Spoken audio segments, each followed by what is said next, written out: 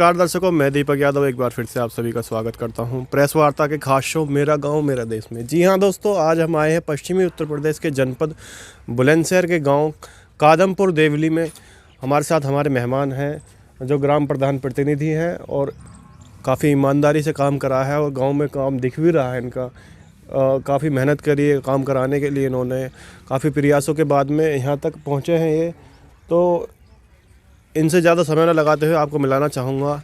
तो सर, स्वागत है हमारे शो में आपका। नमस्कार आपकी मीडिया को और आपको सबको धन्यवाद। धन्यवाद सर हमारा स्वागत करने के लिए। मैं ग्राम कादमपुर देवली प्रधान प्रतिनिधि जी। आपके सामने जो भी काम है ये तुमने आपने घूम के भी देखा हो। जी जी सर, अपना नाम बताएं सर। मेरा नाम मांगेराम मांगेराम जी। जो भी आपका काम मेरे गांव का काम है वो आपके सामने है। जो सरकार ने पैसा दिया मुझे उसे अच्छी तरह से यूज कराओ, पूरे गांव का विकास कराओ। नाली, बम्बे, खरंजा, ग्राम पंचायत, शौचालय, सामुदायिक भवन जी। ये। तो प्रधान जी, अपने गांव के बारे में बताएं थोड़ा सा हमारे दर्शकों को। कितनी जनसंख्या है, किस तरीके के लोग यहाँ कार्य करते हैं और जो शिक्षित हैं अशिक्षित कितने हैं? शिक्षित कम है, अशिक्षित ज़्यादा हैं और कार्य यह है मजदूर टाइप के ज़्यादा हैं। मजदूर ज़्यादा हैं। हाँ। मजदूर ज़्यादा, खेती किसानी वाले लोग खेती किसानी इतनी नहीं है, मजदूर टाइप का ज़्यादा है जी। तो सर, काफ़ी संपन्न गांव है आपका। हाँ, संपन्न है। वैसे मजदूरी करते हैं, बढ़िया रहते हैं जी। तो मुझे ये बताएं सर, आप बता रहे थे आप भी कार्य करते हैं, कृषि कार्य करते हैं एक तरीके से। हाँ, मैं दूसरे की ज़मीन लेके जब उस पर कृषि करता हूँ तो एक तरीके से उसको पैसे पे लेते हाँ, हैं। पैसे पे या कुछ अनाज पे कुछ समय के लिए उस पर काम करता हूँ जी।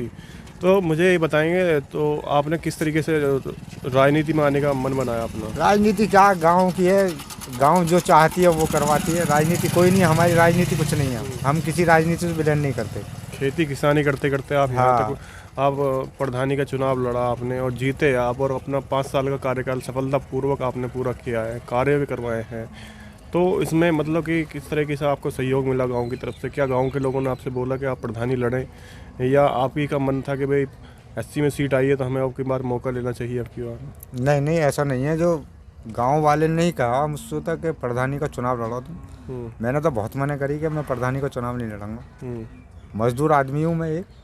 मजदूरी के हिसाब से मैं तो अपनी दूर ही रह पाऊँ। गाँव वाले ने की प्रयास हुआ, मैं चुनाव लड़ा। चुनाव लड़ने के बाद मैं चुनाव जीत भी गया जी।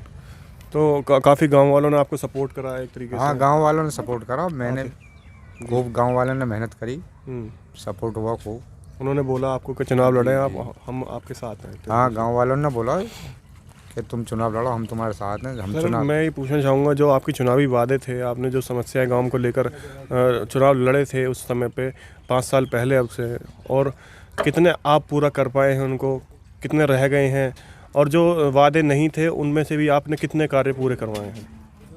मेरे अंदाज में तो लमसम पूरे ही कर चुका मैं, जितने वादे मैंने पूरे करे। मेरे मतलब है कि सरकार से पूरे गांव के अंदर खरंजा को हटा के इंटरलॉकिंग काम करा दिया जाए। जो नाली की समस्या है वो नाली की समस्या कर दी। स्कूल खराब है, स्कूल सही कर दिए। शौचालय, गांव में शौचालय बनवाए। सर, स्कूल को लेकर आपने काफ़ी कार्य बता रहे हैं कि मैंने बेंच वगैरह का कार्य करवाया उसमें, और पंखे की सुविधाएं दी, पानी की सुविधा मुहैया करवाई, टंकी वहाँ लगवाई हैं। हाँ, स्कूल में कुछ नहीं तो हमारे में हम खुद उसमें पढ़े हैं। उसमें नीचे ही पढ़ने जावे। आज स्कूल में हमारे में पूरे में ब्रेंच डली हुई हैं, टंकी भी लगी हुई है, शौचालय भी बढ़िया हैं। आप उसी स्कूल में पढ़े हैं जो आपके गाँव? जी हाँ, मैं उसी स्कूल में पढ़ा हूँ, प्राइमरी में ही 5वीं तक उसी स्कूल में पढ़ा हूँ जी। इसलिए मुझे आज भी याद है कि कैसी स्थिति उस स्कूल की। किसी कारणवश आप आगे की शिक्षा प्राप्त नहीं कर पाए? हाँ, हम कमजोर स्थिति से हुए, मतलब मजदूर हूँ मैं। मजदूरी के कारण शिक्षा नहीं कर पाए आगे। तो सर, जैसे कि आप बता रहे थे मुझे, जब मैं आपके पास बैठा था बातचीत हो रही थी, तो आप बता रहे थे कि मतलब जो पहली आपकी किस्त आई थी वो आपने सारी समर्पित स्कूल को कर दी थी। सारी पहली किस्त मैंने स्कूल में लगाई टोटल। वो आपको कह रहे थे कि मतलब कि जैसे मैं प्राइमरी स्कूल से पढ़ा हूँ, जो सुविधाएं मुझे नहीं मिल पाई थी, कहीं ना कहीं मेरे गाँव के बच्चों को, मेरे समाज के बच्चों को उन सुविधा को उठा पाए एक तरीके से। तो इसलिए आपने पूरी जो किस्त थी आपने उसमें लगवा दी एक तरीके से। ऐसा जब हम पढ़ने जाते थे तो वहाँ कट्टे लेके तख्ती पे पढ़े थे।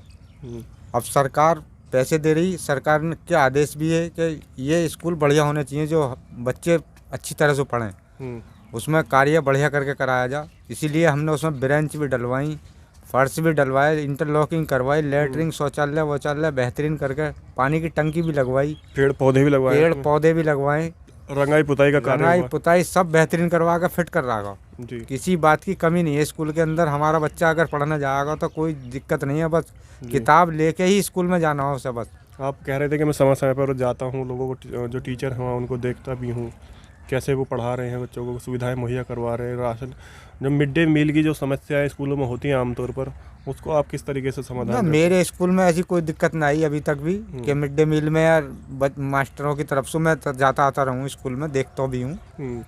उसकी कोई दिक्कत ना आई है मेरे स्कूल में।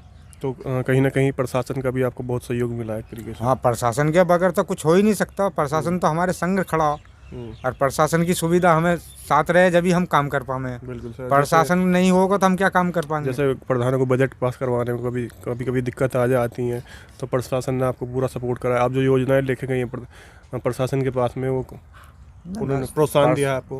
प्रशासन तो बहुत, प्रशासन तो हमारे साथ खड़ा हो और सपोर्ट भी खूब करता हो। जी 1 मिनट में कोई भी बात है, दिक्कत आवे, प्रशासन 1 मिनट में हाजिर तुम्हारे सामने। जी। तो आप बता रहे थे साफ सफाई को लेकर मैंने काफ़ी ध्यान दिया है गाँव हाँ, में। साफ सफाई बताता रहूँ, खरंजे कहीं कच्चे रास्ते सब इंटरलॉकिंग करा दिए टोटल मैंने। जी। कोई एक आध गली बच रही होगी, अब मेरा कार्यकाल समाप्त होगा। तो सर जैसा कि गाँवों में जो मैं कह रहा था सर, जो गाँव घाट की और कब्रिस्तानों की जगह होती हैं, उन पर किस तरीके से आपने सुविधाएं मुहैया करवाई है? कब्रिस्तान हमारे गांव में है, वो तालाब में आ रहे हैं और तालाब हमारे गांव का खराब है। उसकी मैंने एप्लीकेशन भी डाली, उस पर एक बार उस पर जांच भी होकर गई। अब उसमें आगे क्या हुआ क्या ना हुआ, वो लॉकडाउन लग गया, फिर सरकार की कमी रही या हमारी कमी रही, उसमें जो हो ना पाया सफा। तो उसकी साफ सफाई नहीं हो पाई है? साफ सफाई एक बार करवाई मैंने कब्रिस्तानों की।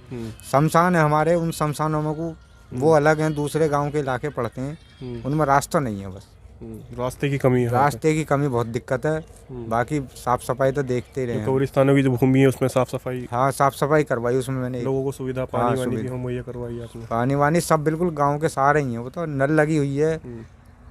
सर जो गाँवों के लिए सौंदर्यकरण के लिए चीज़ें आई थी, लाइट और कुर्सी वगैरह जो आई थी, उसमें आपने कितने मैंने कुर्सी नहीं डलवाई गाँव में, अच्छाई के लिए गाँव वालों ने मना करी, उसके लिए लाइट लगवाई गाँव में, 52 लाइट लगवाई है मैंने अपने गाँव के अंदर।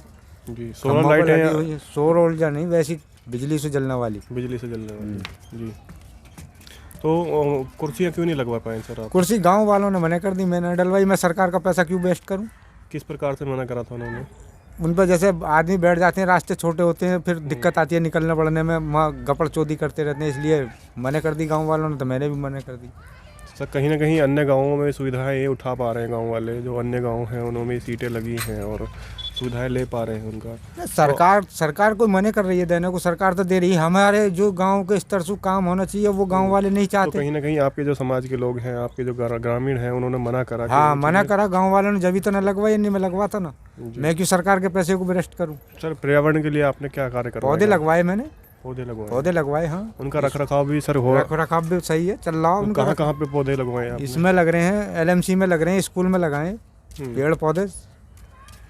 तो सर जो कोरोना वायरस महामारी थी, बड़ी महामारी थी, एक तरीके से दुनिया और देश हमारा बड़ी परेशानियों से जूझ रहा था उस समय पर, तो आपके गांव ने और आपने किस तरीके से सहयोग करा उसका? देखो, महामारी में तो सभी दुनिया ही परेशान रही है।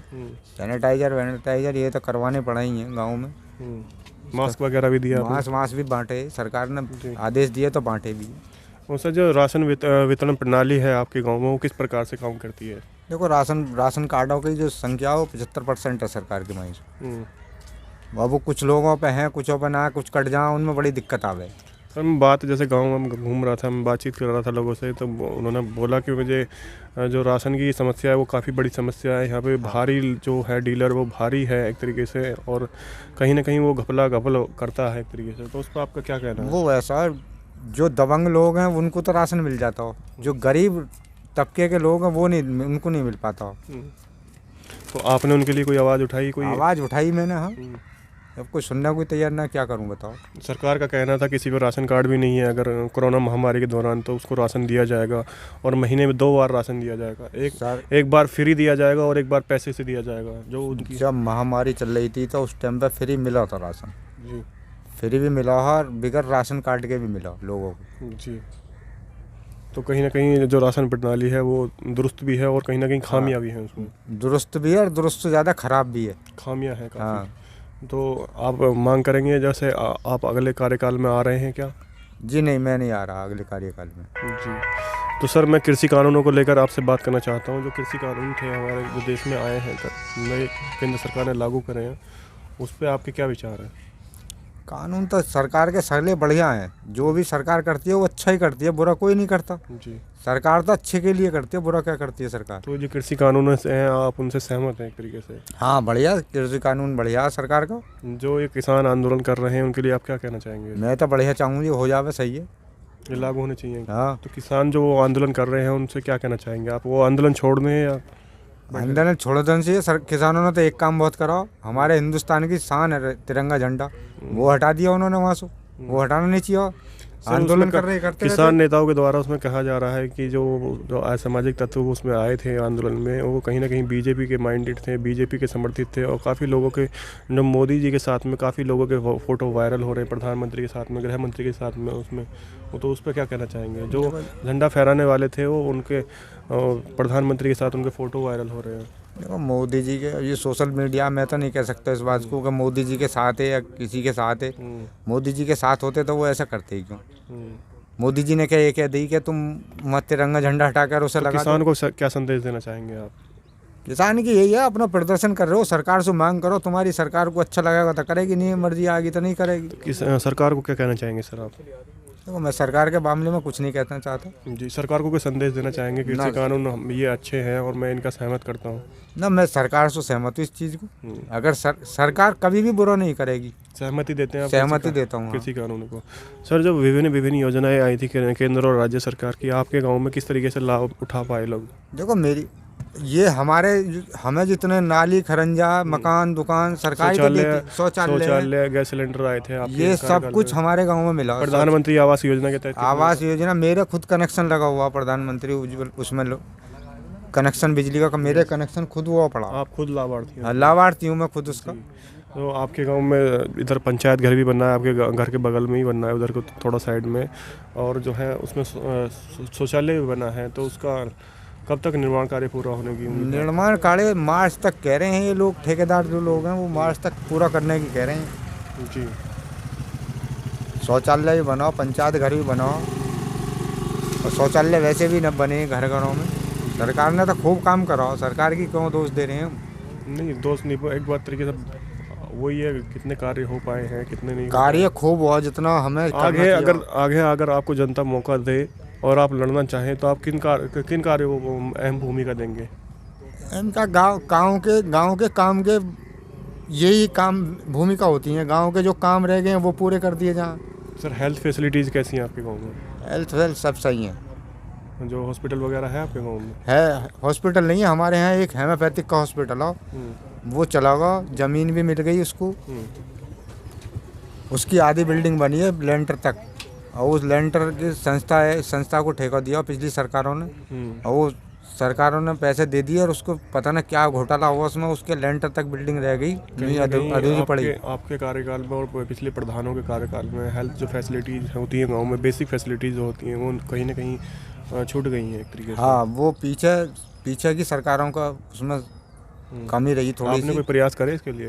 प्रयास कराओ जी, मैंने सचिवालय तक भी डाला मैंने इसका लेटर जी, मगर कोई संशोधन नहीं हुआ। बोलो इस पर वो चल रहा घोटाला।